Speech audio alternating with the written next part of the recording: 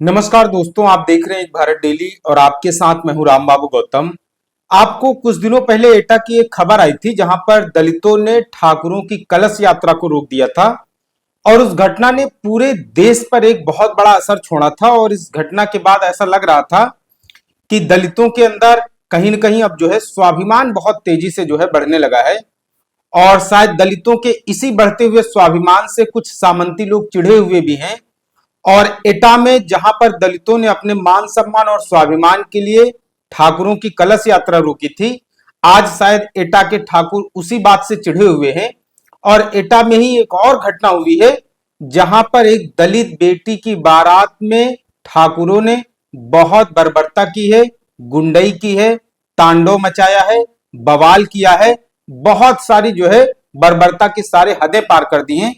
इन सब के बीच में लेकिन एक आरोप ये भी है परिजनों का कि ये सब पुलिस के संरक्षण में हुआ है। मतलब पुलिस को जितनी सख्त कार्रवाई करनी चाहिए थी आरोपियों के ऊपर, उतनी सख्त कार्रवाई नहीं की गई है। अब आप 90 का दशक याद करिए। 90 के दशक में जब बहुजन समाज पार्टी की सरकार नहीं हुआ करती तो उसके पहले दलितों के उत्तर प्रदेश में कितने बुरे हालात हुआ करते थे। अगर कोई दलित सवर्णों के सामने चारपाई पर भी बैठ जाता था तो ऐसा लगता था कि ऐसा लगता था कि सवर्णों का बहुत कुछ चोरी हो गया है। और आज जो है 20 साल हो गए बहुजन समाज पार्टी सत्ता 15 साल हो गए बहुजन समाज पार्टी को सत्ता से हटे हुए।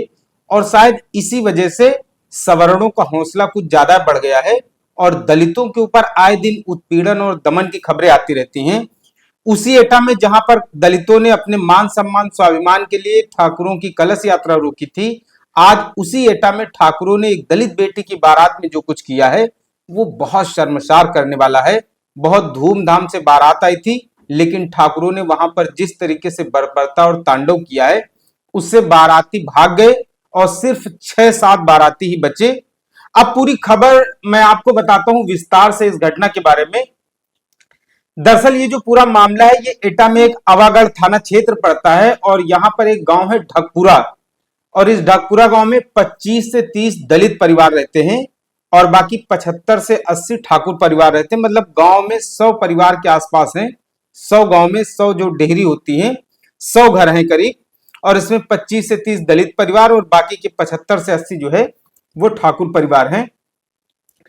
गांव में एक दलित के यहाँ उसकी बेटी की बारात थी। बारात आई थी, बहुत धूमधाम से बारात चढ़ रही थी। और पश्चिमी उत्तर प्रदेश में एक ये बड़ा अजीब टाइप का है कि जैसे ही किसी दलित के घर में बड़े धूमधाम से बारात चढ़ती है तो ऐसा लगता है कि सवर्णों को कोई सांप सूंघ जाता है। और वो जैसे जैसे बारात धूमधाम से चढ़ती है तो उससे पता नहीं क्यों जो वहां पर जातिवादी लोग हैं, सवर्ण लोग, तो वो चिढ़ जाते हैं इस तरीके की चीजों से। तो कुछ इसी तरीके का मामला एटा के आवागढ़ थाना क्षेत्र में भी हुआ है ढकपुरा गांव में।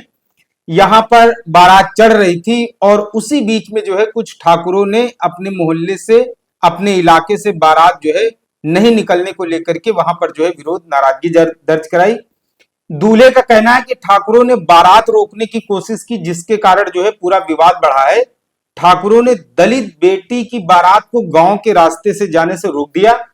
विवाद बढ़ने पर दोनों पक्षों में काफी धक्का मुक्की हुई। और इसके अलावा ये जो पूरा विवाद है ये 3 घंटे तक चला, 3 घंटे तक पूरा विवाद। और उसके बाद भी ठाकुर जो है, सोचिए, बाराती बहुत बड़ी संख्या में थे। इसके अलावा उस दलित परिवार में कई सारे रिश्तेदार भी आए होंगे। अब आप मोटा मोटा अंदाजा लगाइए कि दलितों की संख्या कम से कम वहां 200 के आसपास तो होगी होगी, क्योंकि किसी भी गांव में जब बारात होती है तो 100-150 तो बाराती आ जाते हैं और 50 से 60 लोग घर में होते। तो ये मोटा मोटा अनुमान लगाइए कि कम से कम उस दलित परिवार में 200 लोग इकट्ठा हुए होंगे। और 70 से 80 वहां पर सिर्फ ठाकुर परिवार हैं। उसके बावजूद भी सोचिए, ये सब तब होता है जब आपको सत्ता का, पुलिस का, लोकल लेवल का ये सब संरक्षण होता है। तो 100 से जब ये मामला बढ़ गया और विवाद इतना ज्यादा बढ़ गया, हालांकि दलितों ने ठाकुरों से लगातार जो है वो आमना सामना करने की कोशिश की और उनकी पूरी कोशिश रही कि बारात जो है किसी न किसी तरीके से निकल जाए।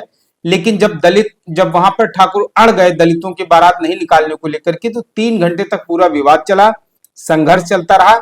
उसके बाद 4 थानों की फोर्स बुलाई गई और 100 से अधिक पुलिस वालों को बुलाया गया और काफी देर बाद ये रात में बारात की रस्में जो है पूरी हो पाई।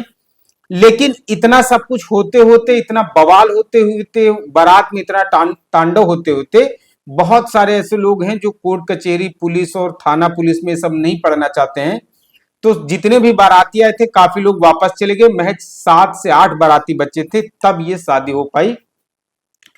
लड़की के परिजनों ने पुलिस पर ठाकुर पक्ष का समर्थन करने का आरोप लगाया है। परिजनों का आरोप है कि दबंगों ने महिलाओं को भी बहुत बुरी तरीके से पीटा है। और घटना की जब खबर मिली तो इसमें भीम आर्मी के लोग भी बड़ी संख्या में पहुंचे। वहां पर कुछ भीम आर्मी के लोगों ने मामला सुलझाने की कोशिश की, लेकिन उसके पहले विवाद हो चुका था। सुनिए इस वीडियो में क्या कुछ कहा जा रहा है। तो साहब ने ये बदतमीजी की है सारी की सारी, वो तो उन्होंने खुद सीओ साहब ने बदतमीजी की है।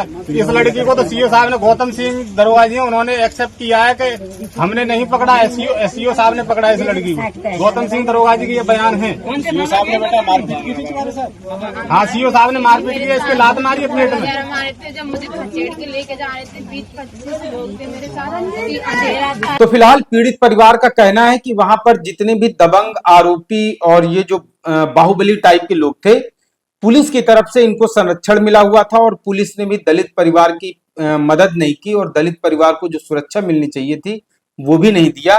और सबसे खास बात यह है कि इतना दर्दनाक ये मंजर था कि सोचिए, दलितों को धूमधाम से अपनी बारात निकालने के लिए भी कितनी जद्दोजहद करनी पड़ती है।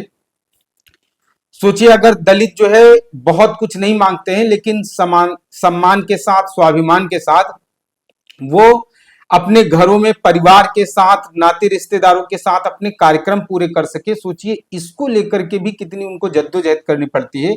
अब सोचिए, जिस दलित परिवार के यहाँ उनकी बेटी की बारात थी, सोचिए बारात तो किसी तरीके से हो गई पुलिस की सुरक्षा में, लेकिन अब आप ये सोचिए, थाना पुलिस हो गया और दुनिया भर की दुश्मनी हो गई। बाराती आए थे वो लौट गए, कितना बवाल हुआ, महिलाओं के साथ मारपीट हुई, कितनी छेछर लेदर हुई, परिवार को कितनी यातनाएं झेलनी पड़ी।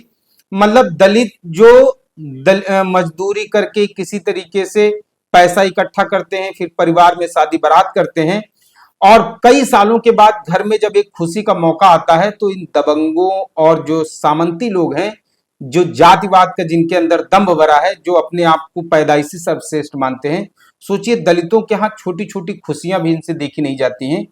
फिलहाल पुलिस ने इस मामले में जो है कई सारे लोगों को हिरासत में भी लिया गया है, केस भी दर्ज किया गया है।